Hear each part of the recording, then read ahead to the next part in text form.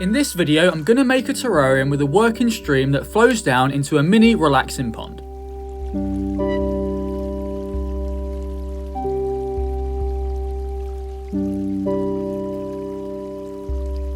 Let's get straight into the build. I'm going to start right at the beginning by building the glass tank. Now you might think that building the glass tank is going to be really complex and difficult, but trust me when I say it's not. What I've got here is some frameless glass picture frames, and this is what I'll be using to build the tank. They're cheap to get hold of and really quite easy to cut. The thickness of the glass is just over 2mm. Some picture frames come with 1mm glass. Try and steer clear of these as it's really quite thin and hard to work with. Now I'm going to save myself some work and use the largest piece as the back panel without cutting it whatsoever. To cut the other pieces, here's what you're going to need. Firstly, you're going to need a ruler. What I like to do is place on a few patches of sticky tack to the underside and squish it down so it's pretty much flat. This really gives the ruler some traction and stops it from moving around when cutting the glass, so you get nice straight cuts. You'll also need a marker pen and obviously a glass cutter. When I first heard about cutting glass, I always thought you'll need some big machines to do it properly, but that's not the case. Simple tools like these is all you need. I'll do my best to leave links to all the tools and materials that I'll be using for this build in the description. To start off, I'm marking the glass to the size I want to cut it. Now I'm lining the ruler up and making sure it's as straight as possible. With the glass cutter, I'm firmly pushing down into the glass and pulling it back in one continuous movement. It's important that you don't go over the cut more than once, as this will blunten the tip of the glass cutter. Now as you can see, there's a nice straight score going down the glass. All I'm going to do now is take it to a straight edge and give it a few gentle taps along this straight line. It breaks in half with ease and I'm left with a perfect straight cut. I will be sanding the glass later, but it's important to be careful at this point as it is really quite sharp. I know a lot of people are worried about cutting glass and it can seem quite intimidating. Believe me, you'll be surprised and it's much easier than you might think. Get hold of some picture frames and start practicing. You'll certainly screw up, as do I, but you'll get there in no time. If you don't like the thought of breaking the glass by hitting it on a straight edge, here's an easy alternative. Take a straight wooden skewer and place it under the score line. All you've got to do then is hold one side down whilst gently pressing the other. It snaps in half with ease. This here is the panel for the top of the tank. I'm going to cut off a small section of the corner. This will allow a USB cord from a pump to be fed through. I used the ruler as leverage to get a nice clean break. Before going any further, what I like to do is a quick test fit of all the pieces. In the past, I've cut all the pieces out, spent a lot of time sanding them down, only to find out that I've made a mistake. Obviously, the glass is sharp, so it's got to be assembled with care. A good tip is to use electrical tape, as it doesn't leave any residue on the glass like some other tapes will. All the pieces fit together perfectly, so it's time to get to work sanding. As I'm using picture frame glass for this build, the only edges that need to be sanded are the ones that I cut. The factory edges from the frames are already really smooth. This is really handy, as on most pieces I only need to sand 1 out of the 4 sides. When sanding glass, make sure that the sandpaper is wet. This stops any glass dust, which is something you definitely don't want to be breathing in. With all the pieces sanded and dried, it's time to start assembling. I'm using some clear aquarium grade silicone. When it comes to the thickness of the silicone bead, it should be no thinner than the thickness of the glass. I like to make it a little bit thicker just to be safe. As you can see, I've already got all the electrical tape ready to lock everything in place. With the back and side panels in, I'm going to add a secondary bead of silicone on the inner seam of the glass. I'm then using my finger to smoothen it out and remove the excess. Adding this secondary bead really helps ensure that there's no leaks. 24 hours have passed and the silicone is fully cured. Before cleaning up the imperfections, I'm firstly going to add the hinged front door. I'm going to show you how to make a strong, seamless joint that allows the door to hinge open at the front. To start off, I'm placing some electrical tape on either side to make sure the door stays in place. Now I'm going to place on 2 strips of masking tape. The first strip is going along the front, flush with the top of the door. The second strip is going along the top of the tank with a small gap being left. It's very important to leave the small gap, as without it the hinge door won't work. There should be the top of the door visible and a portion of the top panel glass visible. Now I'm applying a small bead of silicone along the gap. Next, with my finger, I'm gently spreading out the silicone to make sure that it's in contact with all the glass. It's important not to press down too hard, as you don't really want to be taking much of the silicone off. What I like to do next is take a straight edge like this ruler and gently smoothen out the silicone. Once again, you don't want to be scraping it off, but instead just gently gliding the ruler over the top. This really does make it look much more professional. Now the last thing to do is to take the masking tape off whilst the silicone is still wet. With the tape out the way, you can now see that there is some thickness to the silicone, which is why it's so strong. 24 hours have passed, so now it's time to remove the tape holding the door in place and see how it works. It's working really well, and it's even flexible enough for the door to be folded over onto the top panel. This is really convenient for building the terrarium and maintenance. When closed, there's no gaps whatsoever, and it actually stays closed really well. I've been making these hinged silicone doors for a good while now, and the most common question I get is about the strength of the silicone. To some people's surprise, the silicone is actually extremely strong, and in this case I can hold the entire weight of the tank just by the door. To further show its strength, I'm pulling on the glass door and you can actually see the top panel of glass bending.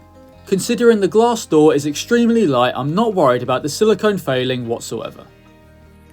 With the door complete, all that's left to do now is to finish up the tank by cleaning up the imperfections. I'm just using a sharp blade to cut off the excess silicone. Here's the tank fully complete. It's only cost me about £10 to make and I'm really happy with it. Before building, there's a couple more things that need to be done. I'm attaching a foam mat to the bottom to protect the glass against uneven surfaces, and then I'm going to do a quick water test. I've said this in previous videos, but I'll say it again. Water testing the tank is essential, as the last thing you want is to find a leak once the build is fully complete.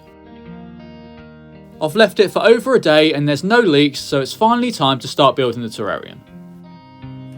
To start off, it's going to need a drainage layer. For this build, I think the perfect material to use is going to be some coarse filter foam. I'm placing it under the tank and then using a sharp blade to trace around it.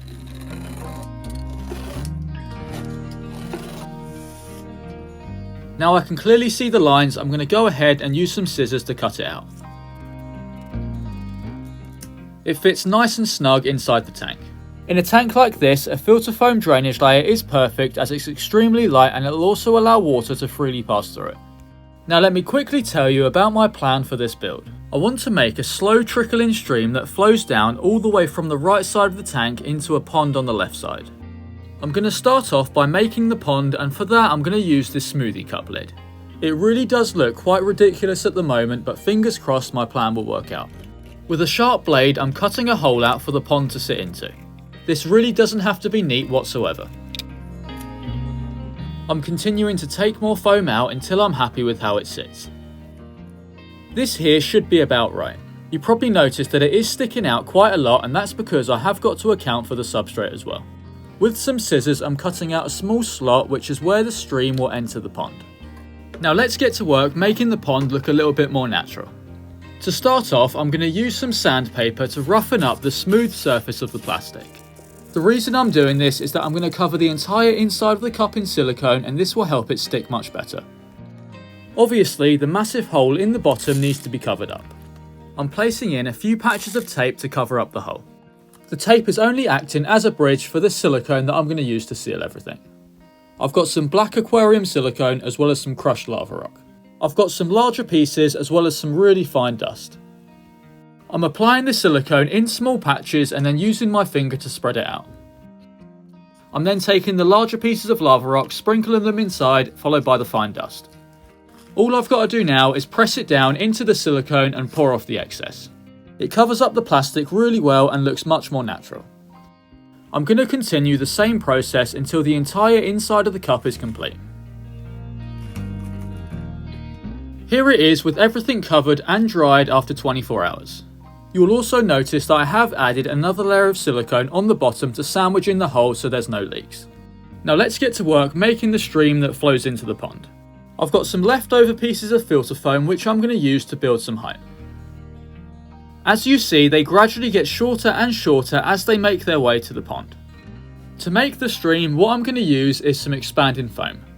Before applying the foam, I'm going to place in some cling film on the inside of the tank. This will stop the expanding foam sticking to the filter foam, and it will mean I can remove it once it's dry. Now I'm applying the foam in the shape that I want the stream. I'm trying not to use too much as I know how much it can expand. After leaving it for a good few hours, it's pretty much fully dried. I can now get rid of the cling film and start carving the foam down. One thing I'm going to do before carving down the foam is use a Sharpie to make a rough guide of the shape of the stream. It hasn't got to be neat whatsoever, but it will give me a rough guideline to follow.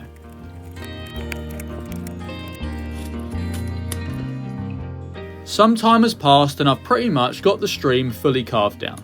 It really does look quite ridiculous at the moment, but trust me, it should start taking shape soon. Some parts are really quite fragile and flimsy, so I'm using some wooden toothpicks to add some support. When placing it in the tank, you can see the natural slope the water will flow down into the pond. As I'm sure you can see, there's plenty of holes that need to be patched up, so I'm going to start doing that now. I'm placing in a small piece of tissue and then pressing it down into place. Next, I'm going to soak it in some liquid type superglue. The tissue absorbs the glue and dries rock solid in no time at all. Once dried, the glue is inert, making it 100% safe for terrariums. Next, I'm going to patch up this larger hole at the bottom of the stream. I'm using the exact same method as I previously did. The glue and tissue can sometimes cause a reaction, so make sure you're doing it in a well ventilated place or wearing a mask. Now all the large holes have been patched up, it's time to start making the stream look more natural.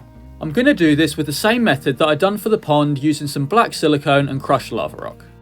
I'm applying the silicone in a small area and then using my finger to spread it out and try and get it in all the gaps and cracks. Then all I've got to do is sprinkle on some crushed lava rock, press it down into place and remove the excess. Now I'm going to repeat the same process until the entire stream is covered. Here's the stream fully covered and left to dry for 24 hours. I'm really liking how it looks and the tank is finally starting to take shape. What I'm going to do now is work on installing the pump. This is a small USB aquarium pump that has an adjustable flow. I want it to sit right in the corner. I'm pulling out the filter foam drainage and cutting a small section where the pump can sit in.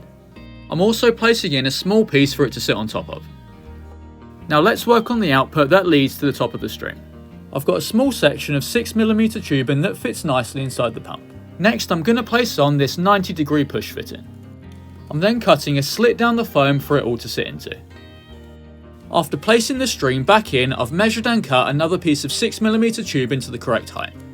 I can then connect it to the push fitting and it should be complete. The only way to find out if it works properly is to give it a test run.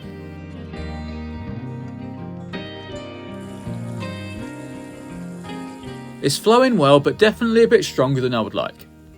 My vision was to have a slow moving trickling stream and not a fast flowing one, so I'm going to try and fix that now. After a lot of trial and error, I've finally managed to get it flowing just right. As you can see, there's really not much water coming out at all, but I think it works for this terrarium really well. The only way I got this to work properly was by adding a T-push fitting. The majority of the water continues straight back into the drainage with a small amount going up towards the stream. The next thing I need to do is actually join the pond to the stream. I'm placing a small piece of tissue between the two and then soaking it in superglue. It locks the stream and pond together really well and can easily be hidden with some more crushed lava rock. One thing I haven't mentioned yet is the purpose of this small hole here. This is where water would drain from the pond to make sure that it doesn't overflow. Now let's finally start installing everything for the final time.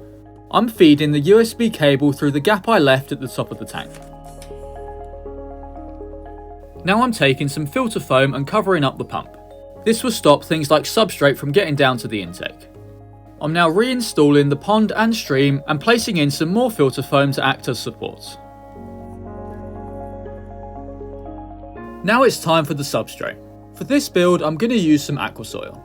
It contains a good amount of nutrients and has no problem with water constantly running through it. Regular terrarium substrate won't be suitable for this build as it's going to be extremely saturated, which it simply doesn't do well with. After pouring in a decent amount, I've spread it out and given it a light spray down. The output of the pump really doesn't look too good, so I'm going to cover that up before moving on. This is easy enough to do by gluing on some small pieces of lava rock.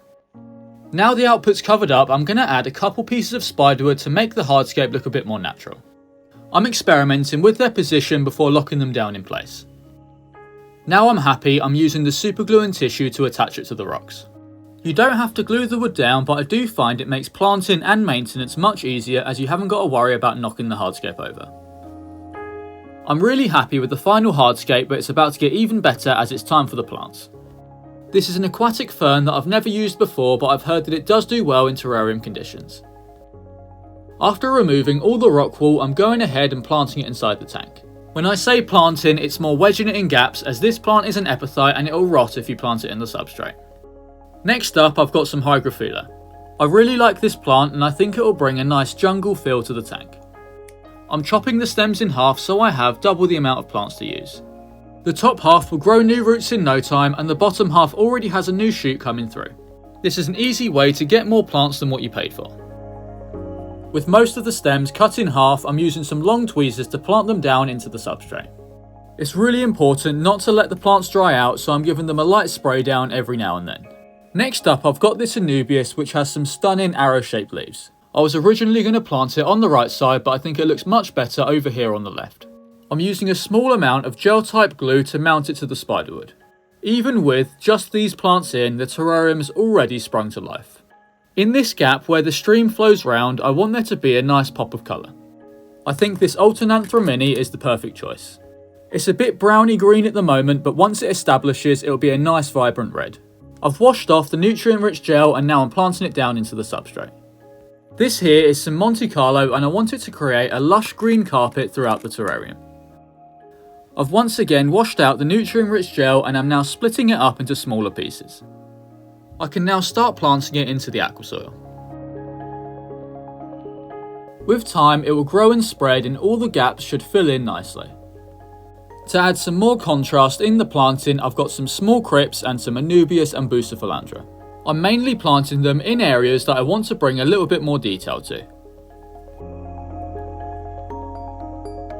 With the planting almost complete, I'm going to add a couple patches of Christmas moss here and there. I'm really liking how this tank's looking after the planting, so let's get it filled up with water and turn on the stream.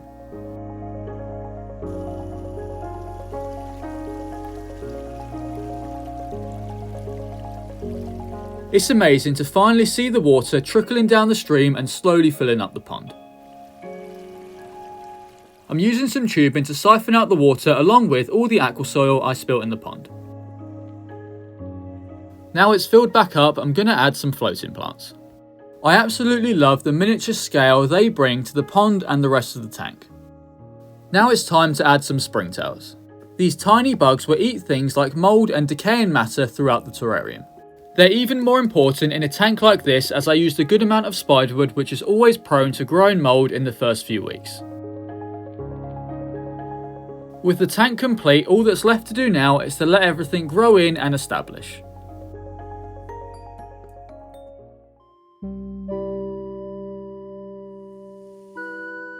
Two months have passed and it's really quite amazing how well this terrarium is doing.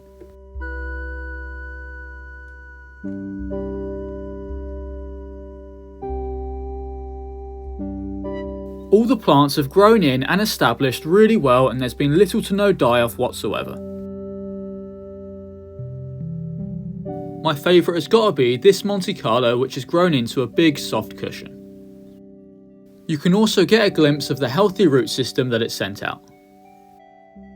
Another plant that is doing really well is the Alternanthera mini. It's gone from this to this in just 8 weeks and it's really added that pop of colour that I was looking for. The stream is still flowing perfectly and I often find myself watching it slowly trickling down through all the plants. As we get to the pond, it's still functioning just as I hoped it would and the Monte Carlo makes it look even more natural with it growing around the edge. The floating plants do grow relatively fast, so I do have to remove them every now and then, but this is easy enough done with a fork. Another worthwhile mention is this new Anubias leaf, which is absolutely stunning. The plants in the background have still got some growing to do, but until then I'm going to sit back and enjoy watching the stream trickle down through the scape into the pond. If you enjoyed this video, you're probably going to enjoy this one where I make a flowing waterfall paludarium.